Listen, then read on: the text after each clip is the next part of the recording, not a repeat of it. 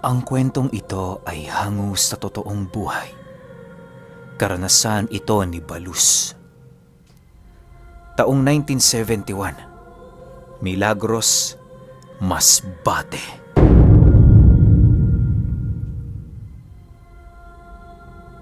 Itong mga panahong ito, kasalukuyang naninirahan si Balus sa isa sa mga baryo sa Milagros. Deboto siya ng isang simbahan roon kung saan nakakubli ang kagandahan nito sa napakasukal na kakahuyan. Kung titingnan mo ang simbahang yon, masasabi mong nagtataglayo ng hiwaga, gawa ng tanging bubong lamang ang masisilayan mo roon kapag ikaw ay dumaraan. Sinasabing ang simbahan ay dating pinamahayan ng mga madre kung saan yon ang gumagabay sa mga taong naninirahan sa baryo. Dahil sa hirap ng buhay noon sa lugar, bibihira lamang kung dayuhin ang simbahan. Ayon kay Balus, noong mga panahong yon, kitang-kita pa ang kabuoang ganda ng simbahan dahil sa hindi pa gaanong mataas ang mga punong naitanim sa buong paligid. Kapag napapadaan siya doon ng umaga, nasisipat niya ang mga madreng nananalangin sa loob nito. Sa ilang taong pagiging deboto niya sa simbahan, marami na siyang pinagdaanan doong kakaiba. May mga pagkakataong nakakasaksi siya ng mga hindi kapanipaniwala sa lugar, subalit pilit na lamang niya yung ipinagsasawalang bahala. Dagdag pa ni Balus na minsan na niya doong nadatna ng mga madre na naghuhugas ng mga paa ng santo dahil sa napakaputik nito. Wala naman sa kanyang inilahad na kung ano, basta ang sinabi ng mga madreng yon, iwasang maging maingay. Isang gabi, habang nagpapahinga si Balus, bigla siyang nagising nang maramdaman niya ang pagbuhos ng napakalakas na ulan at pagsimoy ng hangin sa buong paligid. Dahil sa bahain ang kanyang lugar, kaya na may naging alerto siya hanggang sa humupa ang lakas nito. Habang nagbabantay si Balus sa sala ng kanyang bahay, dala-dala niya noon ang nag-iisa niyang gasera upang magsilbing liwanag sa napakadilim na paligid. Ilang minuto pa ang lumipas, bigla naman siyang natigilan sa kanyang pagmamasid nang makaramdam siya ng animoy napakalamig na simoy ng hangin. Pagsilay niya sa entradang pinto ng kanyang tahanan, laking gulat na lamang niya nang makasilay siya mula roon ng isang napakaliwanag na bagay. Kasabay ng pagliwanag nito ay siya namang pagtigas ng mga tubig ulan na pumapasok sa loob ng kanyang tahanan. Dala ng kuryosidad ni Balus, marahan niyang nilapitan ang pinto upang silipin kung ano ang mga pangyayaring nagaganap sa labas ng kanyang bahay. Pagsilay niya sa bakuran, laking gulat na lamang niya nang masipat niya ang mga santong naglalakad na para bang meron itong sariling mga buhay. Pagsilay niya sa paa nito, halos hindi siya makapaniwala sa kanyang mga nakita, gawa ng unti-unting bumabalik sa kanyang alaala ang paglilinis ng mga madre sa paa ng mga santo. Sa puntong yon, doon niya napagtanto na maaaring yon ang dahilan ng mga madre kung bakit sa bawat araw na dumaraan, patuloy silang naglilinis ng paanan ng mga santo. Sa pagpapatuloy ng pagmamasid doon ni Balus, imbis na matakot siya sa mga nilalang na yon, pinili niyang lumuhod sa harapan ng entradang pinto upang taimtim na magdasal. Lahat ng sakit niya sa katawan at problema sa kaisipan ay ipinaubaya niya sa Panginoon sa paniniwalang yon ang magbibigay sa kanya ng kaginhawaan. Sa ilang oras na pagdarasal ni Balus, tuluyan na ngang humupa ang ulan na siya namang pagkawala ng mga santong naglalakad sa labas ng kanyang bakuran. Matapos ang mga pangyayaring yon, doon naramdaman ni Balus ang pag-ugat ng kanyang tunay na paniniwala sa amang may likha. Dahil sa mga milagrong kanyang nasaksihan, nasisiguro niyang walang anumang bagay sa mundong ito ang makakatibag sa kanyang pananampalataya. Sa pagsapit ng umaga matapos ang malakas na pag-ulan, imbis na maglinis si Balus ng kanyang tahanan, ninais niyang tumungo sa simbahan para magnilay. Bagaman siya lamang ang tao sa lugar, ninais niya pa ring ilahad sa Panginoon ang kanyang panalangin upang maramdaman nito ang kanyang taus-pusong pasasalamat dahil sa milagrong ipinakita nito sa kanyang mga mata. Habang nagdarasal noon si Balus, ramdam na ramdam niya ang mga madreng naglilinis ng mga paa ng santo. Sa pagpapatuloy ng kanyang pagdarasal, bigla naman siyang natigilan nang makaramdam siya ng isang panauhin na dumikit sa kanyang inuupuan. Alam ni Balus na napakarami pang upuan sa simbahan, kaya naman naisip niyang maaaring may pakay ang taong yun sa kanya. Sa pagmulat ng kanyang mga mata, bumungad sa kanya ang isang matandang lalaki na merong mahabang balbas na kulay puti. Maamo ang mukha nito na agad namang nagustuhan ni Balus. "Tay, magandang umaga ho. Ano ho ang sa atin?" Bungad na tanong ni Balus habang dahan-dahang umuupo. Pansin kong ikaw lang ang nagdarasal dito tuwing umaga. Ano ang pangalan mo, iho? Sagot naman ito sa kanya. "Balus ho ang pangalan ko. Kayo ho, Manong. Sino ho kayo? Parang bago ko lang ho kasi kayong nakita rito eh." Sagot naman dito ni Balus. Nang marinig ito ng matanda, ngumisi lang naman yon habang sumasagot sa kanya ng, Masaya kong makilala ka, Balus. Ako nga pala si Hob. Nakatira ko sa likod ng simbahang ito. Nakakapagtaka naman ata na bago mo pa lang akong nakita. Gayong matagal na ako ritong naninirahan. Dahil sa sinabi nito, halos hindi naman makapaniwala si Balus sa mga bagay na kanyang narinig. Alam niya kasi noong mga oras na yon, walang ibang naninirahang tao sa simbahan maliban sa mga madreng nakikita niyang naglilinis ng paa ng santo tuwing umaga. Inakala niyang yun lamang ang nakatira sa lugar, kung kaya't labis ang kanyang pagtataka kung papaano at kung kailan nanirahan doon ang matanda. Ilang minuto pa ang lumipas, niyaya ni Balus ang matanda na maglakad sa labas ng simbahan. Doon na niya piniling ipagpatuloy ang kanilang pag-uusap nang sa gayoy hindi nila maistorbo ang mga madreng nagtatrabaho. Sa pagpapatuloy ng kanilang pag-uusap, doon na pag-alaman ni Balus na kaya hindi niya nasisilayan ang matanda sa kadahilanang palagi itong nakakulong sa kanyang bahay. Isang beses sa isang buwan lamang ito kung lumabas na siya namang nagkataon para sa araw na yon. Ayon pa sa matanda, isa siyang angkor ito sa simbahan na nagpapanatili ng kaayusan sa buong lugar. Sa madaling sabi, siya ang nagsisilbing proteksyon at gabay ng mga madre maliban sa proteksyong ibinibigay ng kataas-taasan. Dagdag pa ng matanda na ang pananggalang na nagbibigay ng paunang proteksyon sa simbahan ay siya rin ang may gawa at patuloy na nagpapanatili ng tibay nito sa loob ng mahabang panahon. Nang marinig ito ni Balus, hindi naman niya maiwasang magtaka, gawa ng nag-iisa lang yun sa buhay at paniguradong magugutom ito kung patuloy lamang na mananalangin sa bawat araw na dumaraan. Siyempre bilang tao, kailangan din itong gawin ang kanyang mga trabaho kagaya ng paglilinis at iba pang tungkulin. Ano ka ba naman, iho? Iisa lang kami ng mga madre dito. Ano man ang kinakain nila ay kinakain ko din.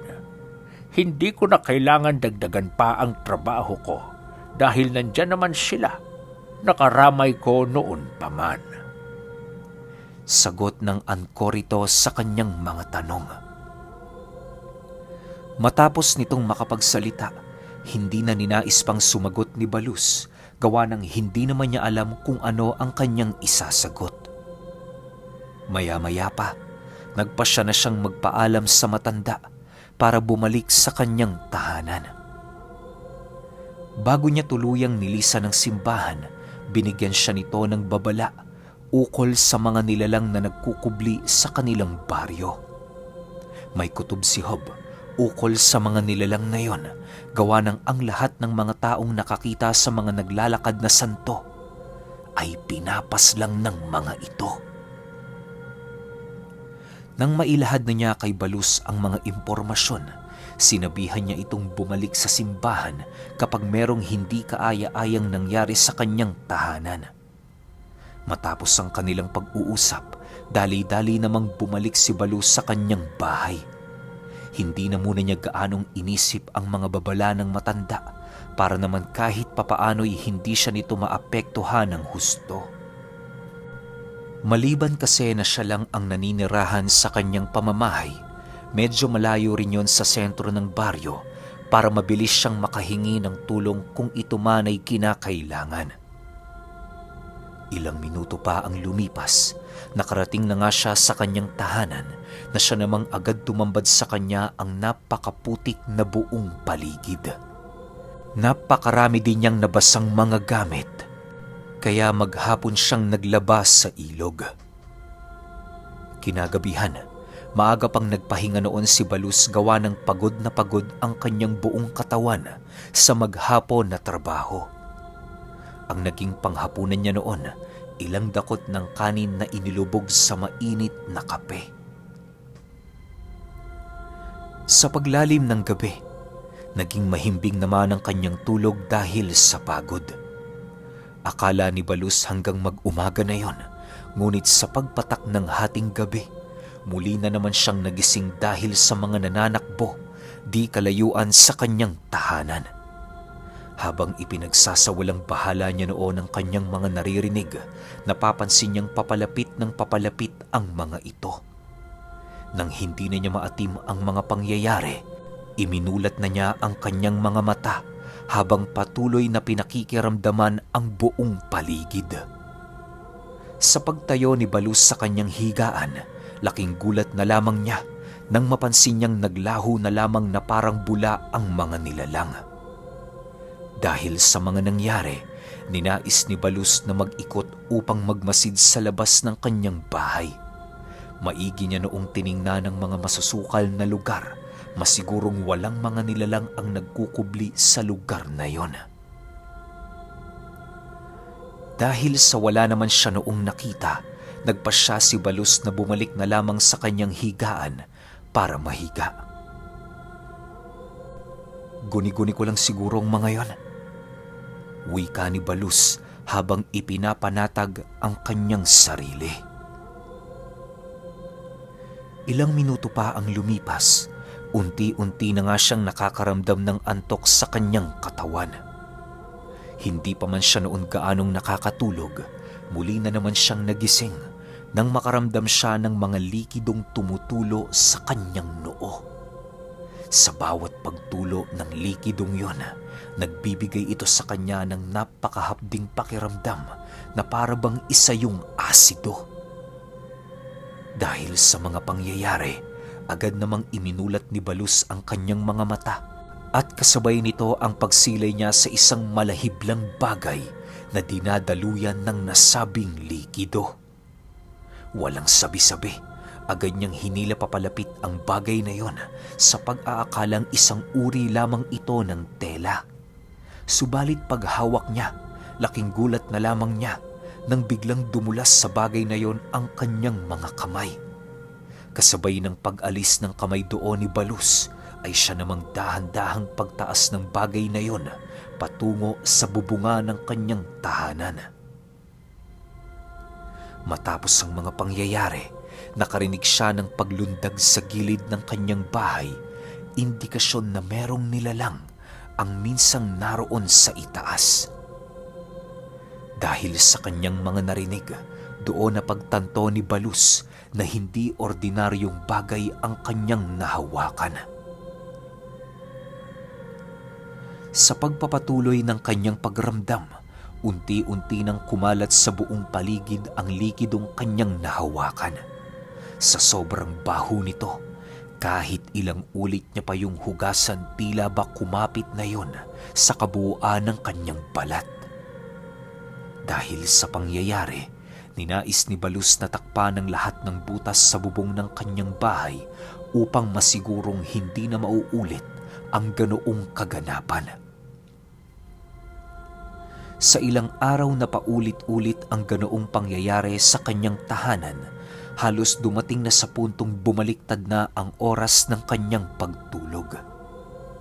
Kapag umaga ay mahimbing siya noong nagpapahinga, at kapag gabi naman, para siyang paniking nagbabantay sa mga maninilang maaaring magtangka sa kanyang buhay. Dahil sa mga pangyayaring yon, unti-unti nang nawawala ng panahon si Balus na maipagpatuloy ang kanyang ordinaryong buhay. Labis na dinoong nagtataka ang iilan sa kanyang mga kababaryo noon dahil sa dalang niyang magpakita. Hindi na din siya nakakapunta sa simbahan kung kaya't maging sa mga madre, naging palaisipan na kung ano ang nangyari sa kanya. 3 buwan pa ang lumipas, ganun pa rin ang nangyari kay Balus. Sa isang iglap, nawala ang kanyang alaala sa angkoritong minsan niyang nakausap ukol sa mga panganib na nagkukubli sa baryo. Dahan-dahan na dinoong nawawala ang kanyang pananampalataya sa Diyos na siya namang naging susi sa mga nilalang para mas lalo pang gambalain ang kanyang buhay. Kung noong malakas pa ang kanyang paniniwala ay hanggang labas lang ito ng kanyang tahanan, ngayon nagagawa na nitong mapasok ang kanyang bahay, ngunit hindi ito nakakatuloy sa silid na kanyang pinagtataguan. Doon kasi nakalagay ang kanyang altar na maaaring nagbibigay proteksyon para sa kanyang kaligtasan.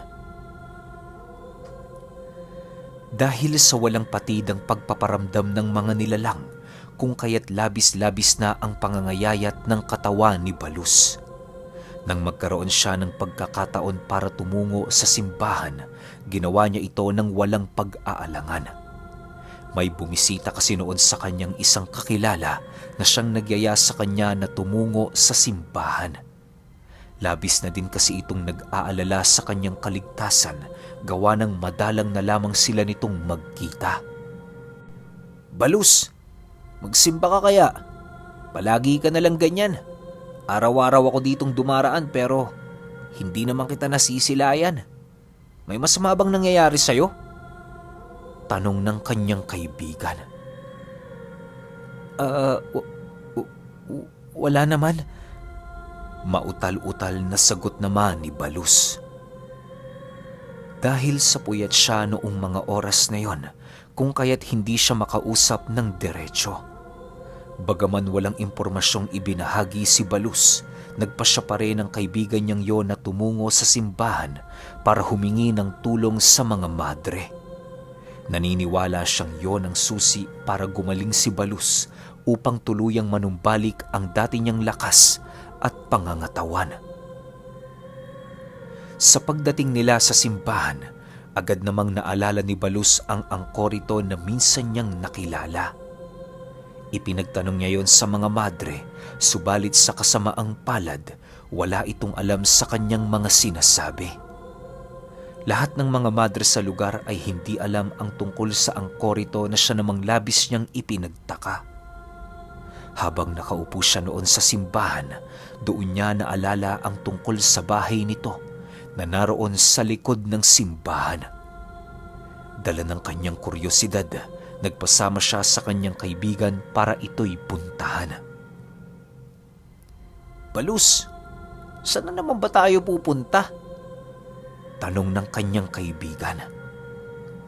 "Sumunod ka lang. May kilala akong matanda dito. Maaaring siyang may hawak ng kasagutan tungkol sa nararamdaman kong ito." Sagot naman dito ni Balus. Ilang minuto pa ang lumipas, narating na nga nila ang likurang parte ng lugar kung saan bumungad sa kanila ang isang maliit na pinto na gawa sa bato. Alam ni Balus na pintuan ang bagay na yon, kung kaya't walang pagdadalawang isip niya itong tinulak. Pagsilay niya sa loob nito, bumungad sa kanya ang napakaraming kandilang nakasindi at sa pinakagitnang lugar, nasipat niya ang angkorito na nagngangalang Hob.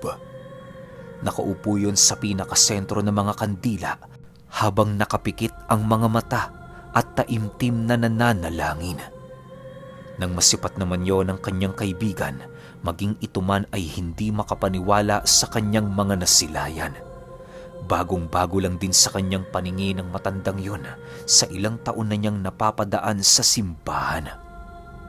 Maya-maya pa, bigla namang napamulat ang mga mata ng matanda nang masipat nito sila Balus na naghihintay. Balus, mabuti naman at napadalaw ka. Kamusta ang ilang buwang pagpaparamdam sa'yo ng mga demonyo? Mabuti naman at matatag ang isipan mo. Hindi ka nabaliw, katulad ng karamihan.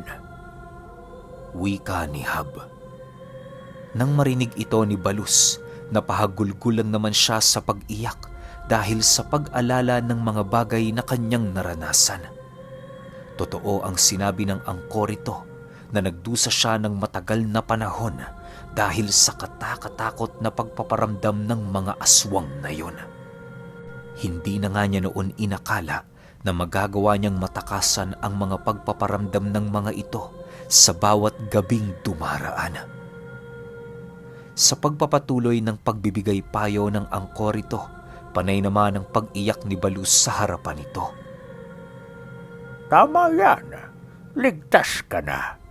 Hayaan mong linisin ko ang iyong tahanan. Paparusahan ko ang mga nanakit sa iyo. Huwag kang mag-alala, iho. Papasapit na ang liwanag ng buhay mo. Wika ng angkorito. Pagkarinig noon ni Balus, agad naman siyang tumayo para yakapi ng matanda. Matapos ang kanilang seryosong pag-uusap, nagpasya ang angkorito na manatili sila Balus sa kanyang tahanan hanggat hindi pa sumasapit ang gabi. Para tuluyang mapanatag ang isipan ng mga ito, isinama niya yon patungo sa tahanan ni Balus upang maipakita ang kanyang gagawing hakbang sa pagpaslang sa mga nilalang. Kinahapunan, dahan-dahan na nilang nilisan ng simbahan para tunguhin ang bahay ni Balus. Hindi nila binigtas ang daan sa baryo gawa ng ayaw magpakita ng angkorito sa mga ordinaryong tao.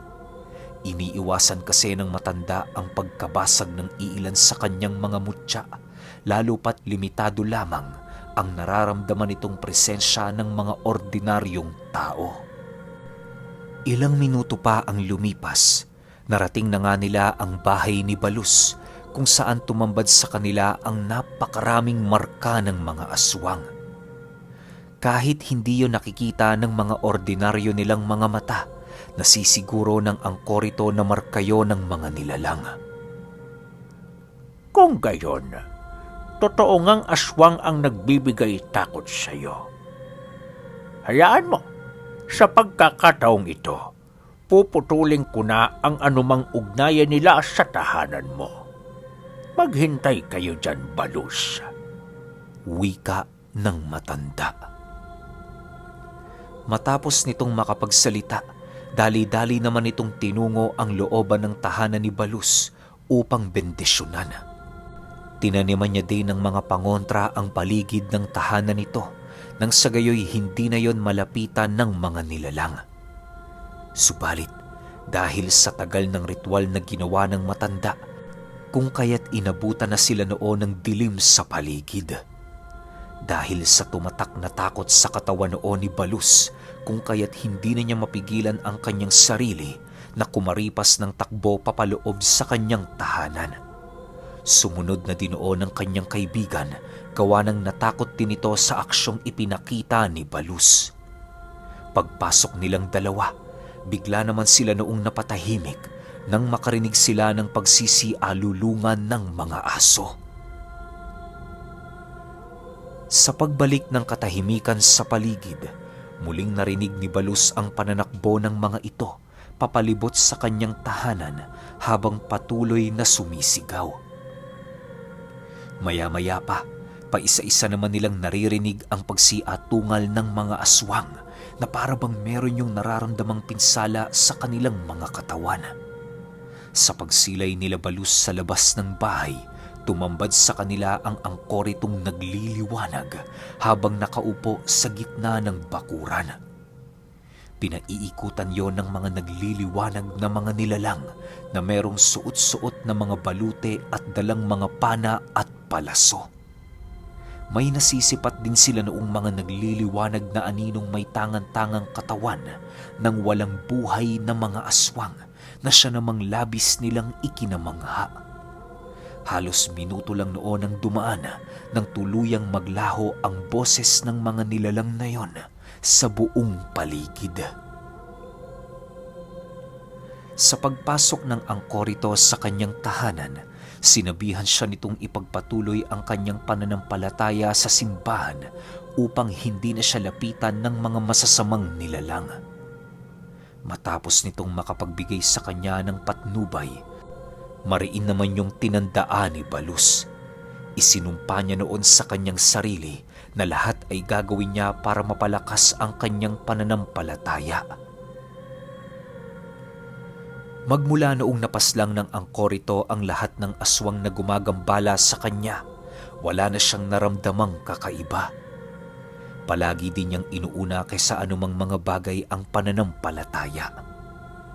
Nang mapalapit na ng husto si Balus sa Panginoon, kailan may hindi na siya nakaramdam ng kakulangan sa kanyang sarili.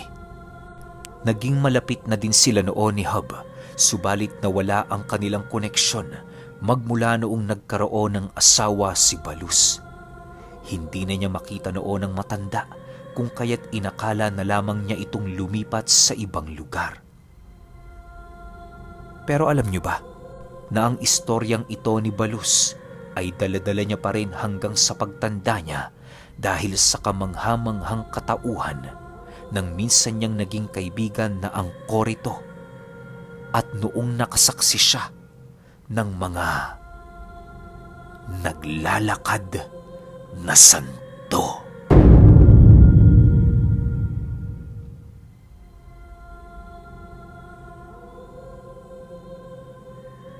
Okay, opinion ko sa kwento. Ang galing nung angkorito, no? Pero maiba ako. Ano ba yung angkorito? Ano ba siya? Tagapangalaga ng simbahan o meron tong posisyon sa simbahan? Pasensya na kayo kasi first time ko maka-encounter ng ganito. Yung spell niya, Ankorito. Baka naman meron nakakaalam sa inyo niyan. Yung tungkol sa mga paglalakad ng mga santo, sa ating mga Pilipino, hindi na normal yan. Kasi parang ilang barangay o ilang lugar dito sa Pilipinas yung merong ganyang kwento, yung santo na naglalakad. Tapos, kinaumagahan may putik yung paa. Kasi ako personally, meron akong ganyang experience. Yung Santo Niño namin dito sa bahay. Nung bata pa ako, naglalakad yun. Kinukwento sa akin ng lola ko. Tapos, lalo na pagpapalapit yung mahal na araw, nagugulat na lang sila, puro putik yung paa. Tapos pinupunasan ng lolo ko yung panyo, tinatabi niya, pampaswerte. Yung mga ganun. Pero kayo, baka may mga ganyang klase rin kayo ng kwento yung tungkol sa mga naglalakad na santo. I-comment nyo lang sa baba. Yun lang. Hanggang sa susunod na kwento. Salamat.